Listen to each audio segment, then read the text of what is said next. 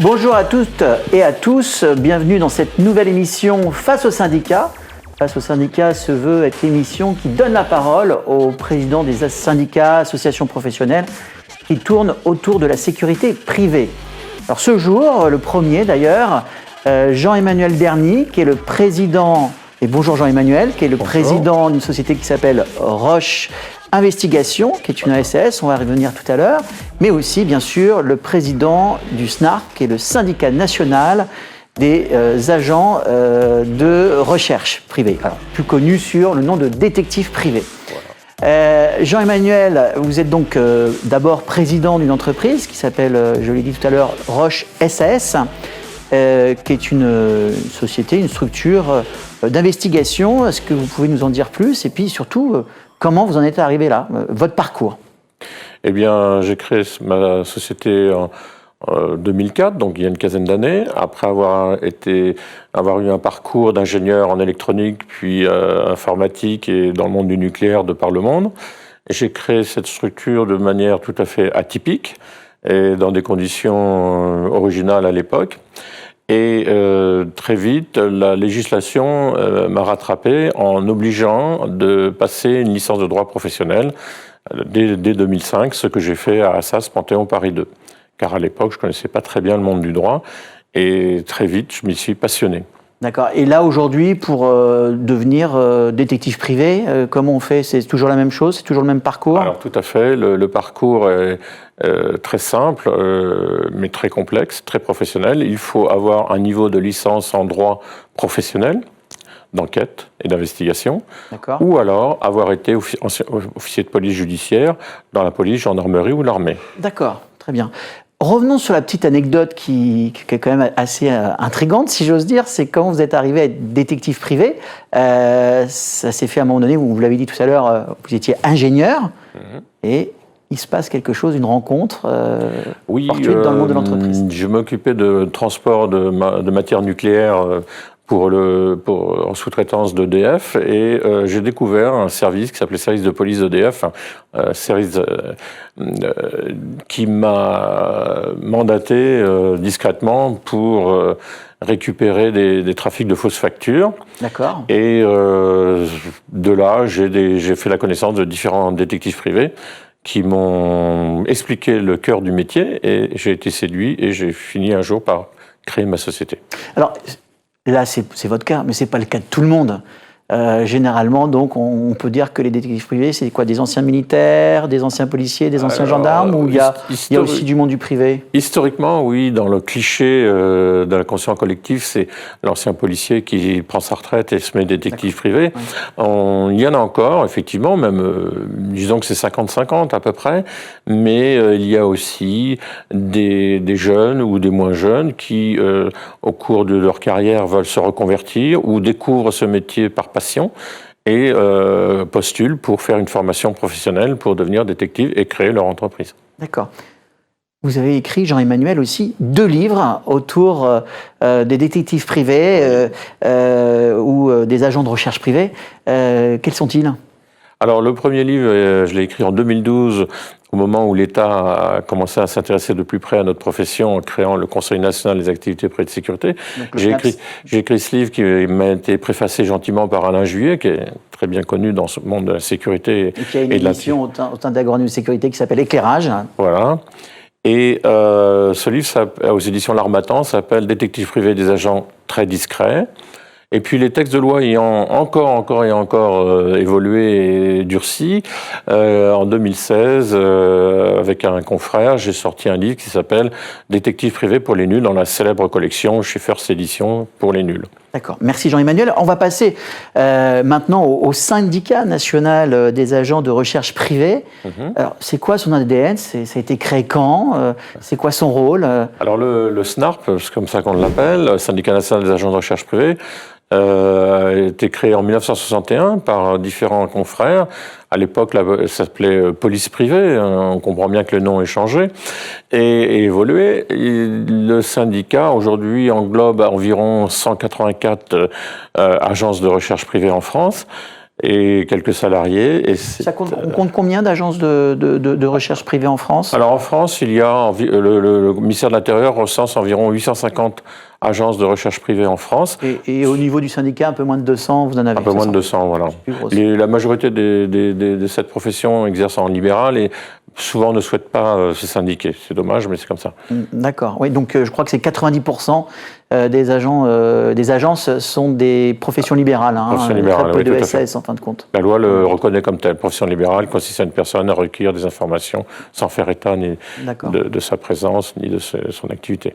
D'accord, donc création en 1961, mais quel a été ou quel est son rôle? Est-ce que au niveau de la profession, au niveau de l'État, comment ça se passe?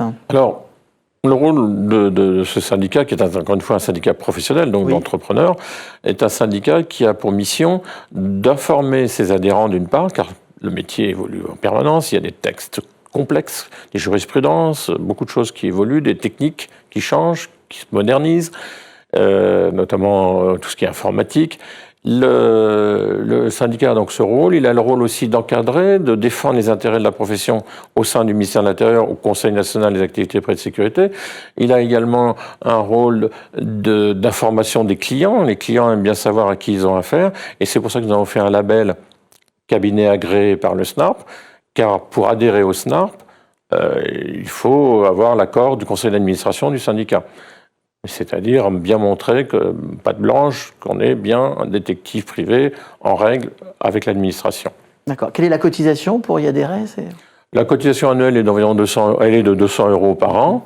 Et elle donne droit également à une nouvelle chose que nous avons créée tout récemment avec un partenaire qui s'appelle Dinabuy, qui permet aux adhérents de bénéficier d'une sorte de comité d'entreprise. D'accord. C'est intéressant, effectivement. Partenariat autour de ce syndicat? Alors le partenariat, donc effectivement, là c'était plutôt commercial ce que je viens de dire, mais nous avons des partenariats professionnels avec la Fédération française de la sécurité privée, dont je suis d'ailleurs le secrétaire général, et des partenariats avec l'administration, donc le Conseil national des activités privées de sécurité au ministère de l'Intérieur, la DLPAJ aussi, la partie juridique du ministère de l'Intérieur, et puis l'École nationale supérieure de la police, le NSP, et l'INSJ, Institut national des études de sécurité et de justice, qui nous prêtent des fois leurs locaux ou qui nous aident à des formations professionnelles. Et il me semble aussi que le syndicat, le SNARP, le syndicat national des agents de recherche privée, a monté une école ou a cofondé ou créé une école, c'est bien ça? Tout à fait. Nous avons plusieurs confrères du conseil d'administration du SNARP créé en 2010 l'école supérieure des agents de recherche privée, les ARP, qui forment en formation initiale pour devenir détective les détectives, environ une vingtaine par an, et également qui forment au maintien d'acquis des compétences, le MAC. Une forme de formation continue. De formation continue qui est récemment devenue obligatoire. Elle est située où? Alors, le siège social est à Paris, et les locaux sont également dans Paris. Comme le syndicat? Comme le syndicat, voilà. Oui, tout à fait, à la même adresse. D'accord. Et là, cette école, pour y accéder, c'est quoi? C'est un montant? Alors, il faut surtout avoir un diplôme de base qui est Bac plus 2, ou 3 même, souvent, ou alors une formation équivalente. D'accord. D'accord, il n'y a pas. Et après, en termes de paiement à l'année, comment ça se passe? Alors, la majorité des candidats se font subventionner par l'État, par les caisses de recherche d'emploi ou autres, par Pôle emploi, etc., ou financent eux-mêmes leur formation. École reconnue par l'État? Alors, l'école est parfaitement reconnue par l'État, elle a même été contrôlée régulièrement par le Conseil national des activités privées de sécurité, le CNAPS. Il n'y a que 4 organismes de formation pour les détectives en France. L'École supérieure des agents de recherche privée, l'IFAR, l'Institut français d'argent de recherche privée qui se trouve à Montpellier, et 2 universités, Assas Panthéon Paris 2, l'unité de Melun, et l'université de droit de Nîmes. D'accord, très bien. On va penser maintenant aussi, pour le rôle du syndicat, mais un peu le métier, c'est la typologie de clientèle, c'est qui? C'est des particuliers? C'est des collectivités? C'est des entreprises? C'est des TPE? Comment ça se passe? Alors, la clientèle a beaucoup évolué. Dans le passé, c'était essentiellement des privés. On faisait beaucoup de divorces, ça faisait rigoler. Aujourd'hui, c'est pas tellement le cas. Il y a le droit de la famille, en partie, mettons 40% de l'activité, qui englobe les affaires de divorce, mais notamment sur l'aspect financier, calcul de la prestation compensatoire, garde des enfants, etc. D'autres affaires de famille, des fois sur l'adoption, en personnes disparues, et puis de plus en plus d'entreprises dans le droit des affaires, la preuve de salariés indélicats qui se mettent en arrêt de maladie, qui vont travailler à la concurrence, ou encore contrefaçon, vol en entreprise, concurrence déloyale, enfin toute la panoplie de ce qu'on peut imaginer qui pollue une entreprise. Et puis, de temps en temps, on commence à avoir des administrations qui font appel à nos services. Enfin, de temps en temps, a priori, c'est de plus en plus. De plus en plus, c'est ça, voilà. Notamment des mairies, pour des vols ou des incivilités. Parce qu'on n'est pas vraiment dans le pénal, donc c'est pas tellement le rôle de la police. Et puis la police essaye de dégager des activités secondaires à des activités privées, donc c'est notre cas. Bah, on est en plein dans ce qu'on appelle le continuum. Absolument. Absolument. Et puis il y a quelques administrations qui font appel à des détectives. Il y a un partenariat qui s'ouvre de plus en plus, notamment avec la police et les renseignements. Parce que lorsqu'on mène une enquête, on peut découvrir des choses, notamment en matière de terrorisme, de contrefaçon, d'import-export illégal, etc.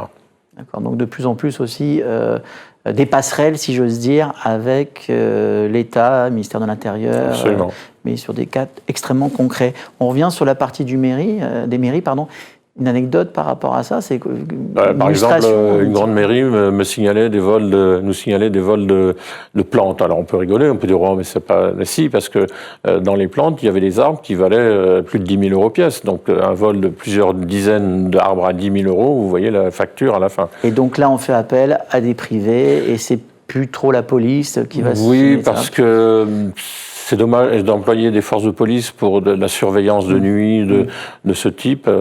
Ça serait abuser des biens collectifs pour des intérêts privés, finalement. Mais là, la vidéoprotection, c'est pas un concurrent pour vous, alors tout ce qui est vidéosurveillance? Non, la vidéosurveillance n'est pas dans... Alors on voit ça dans les films, on voit les vidéos, mais nous c'est pas notre... D'abord, on n'a pas l'autorisation, on n'est pas force publique, donc on ne peut pas accéder à la vidéosurveillance. Oui, mais la mairie ou les États peuvent utiliser ça. Non, mais la mairie peut nous donner des indications. D'accord. Dire c'est le soir, entre 9h et 22h, qu'il se passe quelque chose, par exemple. Alors justement, un point, excellente transition, pour parler maintenant du juridique par rapport au syndicat ou de la veille. Oui. C'est un métier extrêmement complexe, qui est très encadré, à la fois par la législation française, mais aussi par la législation, et même plus encore par la législation européenne et les droits de l'homme. Absolument. Est-ce que ce métier, il peut encore exister et quelles sont les règles à suivre? Alors, le métier peut encore exister, mais effectivement, la Commission européenne des droits de l'homme, la CEDH, donne des directives de plus en plus drastiques et sévères, au travers aussi de la CNIL en France. Et le métier est devenu très difficile. Nous sommes en permanence sur ce qu'on appelle la ligne jaune, la ligne blanche. Il ne faut pas porter atteinte à la vie privée, article 9.1 du Code civil, mais il faut aussi pouvoir apporter des preuves et des éléments à notre client, sinon il ne peut pas se défendre. Alors, il y a beaucoup d'artifices et de subterfuges en droit qu'il faut maîtriser et connaître, et qui évoluent, notamment avec les jurisprudences. Et donc, notre rôle, justement, de syndicat est d'informer nos adhérents pour qu'ils puissent conseiller leurs clients. Car un détective privé, c'est comme un médecin ou comme toutes les professions libérales, ou un avocat, il a un rôle de conseil. Absolument. On n'est pas là pour prendre l'argent de nos clients et dire, tiens, on va faire une enquête.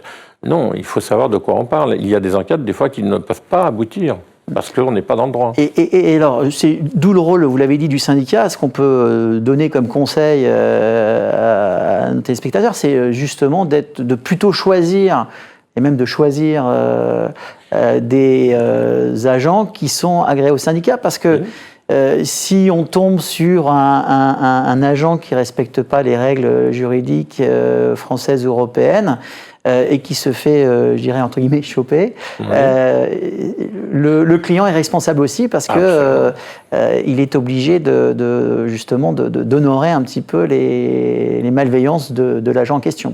C'est la législation française. C'est bien cela. Alors, pour les entreprises, essentiellement, l'entreprise est responsable de ses fournisseurs. Donc le détective est un fournisseur, donc attention, effectivement. Donc le particulier ou l'entreprise qui emploie un agent de recherche, le particulier n'est pas responsable. Par contre, l'entreprise l'est. L'entreprise l'est. D'accord. Pour toute affaire. Hein. Entreprise ou collectivité, bien sûr. Absolument. En revanche, mais même le particulier, la question, il y a la responsabilité, mais la question n'est pas que ça. C'est que si le détective apporte des informations qui sont intéressantes pour le client, mais qui ne peuvent pas être exploitées directement par l'avocat ou face à un juge, ça sert à rien. Aucun intérêt. Sinon, la curiosité. Mais bon. Donc, c'est pour ça qu'il faut maîtriser à fond les choses, parce que selon les cas, chaque enquête est différente, chaque enquête est un cas particulier. Et chaque fois, on doit conseiller notre client et même lui poser des questions. Est-ce que ça pourrait vous être utile? Et d'ailleurs, le mieux, c'est de dire, présentez-nous à votre avocat, parce que c'est lui qui va être chef d'orchestre et qui va mener l'enquête, enfin qui a mené l'affaire jusqu'au devant un juge. Et puis des fois, on ne va pas devant le juge, ça peut être simplement une négociation, notamment pour les entreprises. D'accord. Un licenciement, et puis on fait un bon arrangement, et puis voilà. Il vaut mieux, même, comme disait François Ier, il vaut mieux un mauvais arrangement qu'un bon procès. D'accord. Alors Jean-Emmanuel, pour conclure, votre vision de l'avenir de votre métier, comment ça se passait? Est-ce que vous voyez votre métier de plus en plus en contact avec l'État, avec le ministère de l'Intérieur, de plus en plus en contact avec les collectivités, l'entreprise, moins avec les particuliers? Quelle est votre vision là-dessus? Alors, la racine du métier, elle ne changera pas vraiment, parce que c'est l'apport de la preuve dans une négociation ou une procédure juridique. Mais l'apport de la preuve, c'est ça qui évolue, qui a changé déjà hein, depuis les années 60 ou même avant. Le métier, historiquement, certainement fait partie des plus vieux métiers du monde, donc il existera toujours, sous des formes différentes, mais il existera toujours. Le renseignement privé est indispensable, soit pour un particulier ou une entreprise. Alors, l'évolution, elle évolue déjà en fonction des technologies, en fonction des lois, en fonction des différents gouvernements. Il y a des gouvernements qui sont plus pour ou contre l'enquête privée, selon les époques. C'est un métier qui ne peut pas disparaître, contrairement à ce que pensent certains. Mais il va s'adapter aux techniques actuelles. D'accord. Dernière question, pour faire vite. Est-ce que dans les dictatures, on trouve des agents de sécurité privée? Alors, c'est une question que j'avais posée dans des pays que j'ai visités, j'ai pas mal voyagé. Officiellement, non, mais dans la pratique, oui. J'en connais dans des pays difficiles, on va dire. Il y a des détectives. C'est plus des détectives privés.